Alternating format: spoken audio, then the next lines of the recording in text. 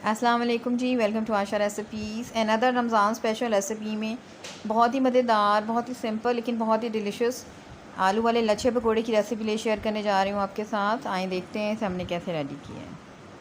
ये रेसिपी जी मैं स्पेशली बच्चों के लिए बना रही हूँ, क्योंकि बच्चे जो हैं वो ज़्यादा स्पाइसी पकोड़े वगैरह पसंद नहीं करते, तो मैं उनके लिए बना रही हूँ। बिल्कुल सिंपल से मैं बना रही थी, मैंने सोचा आपके साथ ये भी शेयर करती हूँ। 2 मैंने मीडियम साइज़ के आलू ले लिए हैं और कद्दूकश कर चुकी हूँ मैं उनको। पानी मैंने स्टार्च वगैरह उनका निकाल दिया है। यहाँ पे जी अब मैं इसमें शामिल कर रही हूँ नमक। इसमें हम बहुत ही सिंपल से इंग्रेडिएंट्स, बहुत ही सिंपल से स्पाइसेस यूज़ करेंगे, कोई लंबे चौड़े स्पाइसेस यूज़ नहीं करेंगे।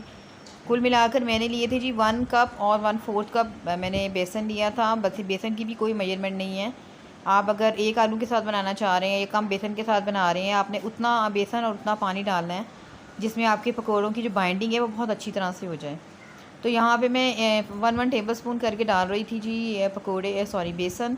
और यहाँ पे 1 टेबल स्पून मैंने शामिल कर दिया था धनिया। ये टोटली ऑप्शनल है, थोड़ा सा कलर अच्छा लगता है पकोड़ों का, तो मैं ये लाजमी डाल रही हूँ। इसमें कोई स्पाइसेस वगैरह नहीं होते, तो बच्चे बड़े आराम से खा लेते हैं। पेपरिका पाउडर लिया है मैंने 1/2 टी स्पून।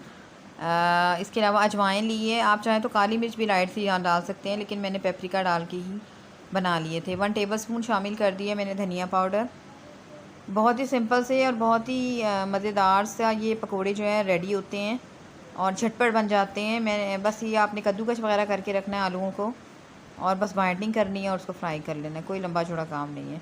थोड़ा थोड़ा करके मैं पानी ऐड कर रही हूँ और थोड़ा थोड़ा करके मैंने बेसन ऐड किया है, और आहिस्ता आहिस्ता आप देख सकते हैं बाइंडिंग से होती जा रही है पकौड़ों के बैटर की।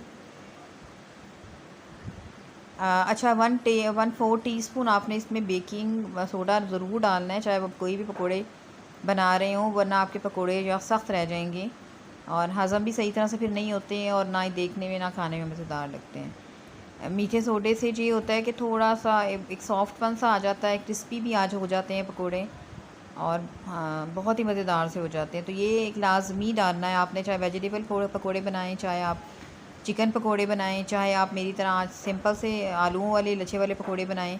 मीठा सोडा लाजमी आपने ऐड करना है।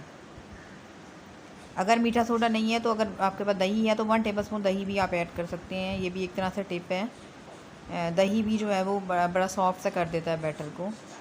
बस यहाँ पे बाइंड हो गए थे, थोड़ा थोड़ा करके मैं बेसन ऐड कर रही थी, और यहाँ पे जी पकोड़े हमारे खूब अच्छी तरह से बाइंड हो गए थे। 5 मिनट के लिए रखा था मैंने इनको रेस्ट करने के लिए, और फिर इसको मैंने फ्राई करना शुरू कर दिया था। यहाँ पे आप देख सकते हैं कितने सॉफ्ट से सेटिंग हो गई है बैटर की।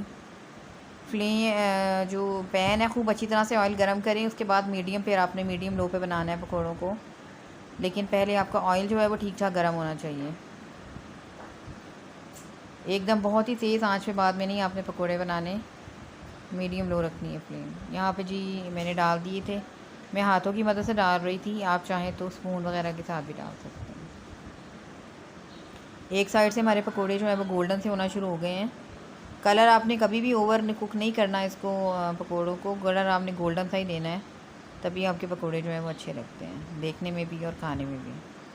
तो यहाँ से आप देख सकते हैं पकोड़े हमारे रेडी हो गए थे। दूसरी साइड में चेंज कर रही थी, और बहुत ही मज़ेदार से और ख़ूबसूरत से लुक के साथ हमारे पकोड़े जो हैं वो रेडी हो गए थे। तो बस मैं इसे डिश आउट करती हूँ और आपको दिखाती हूँ। उम्मीद करती हूँ मेरे आज की ये बहुत ही मज़ेदार सी, बहुत ही सिंपल सी रमज़ान स्पेशल रेसिपी आपको पसंद आएगी।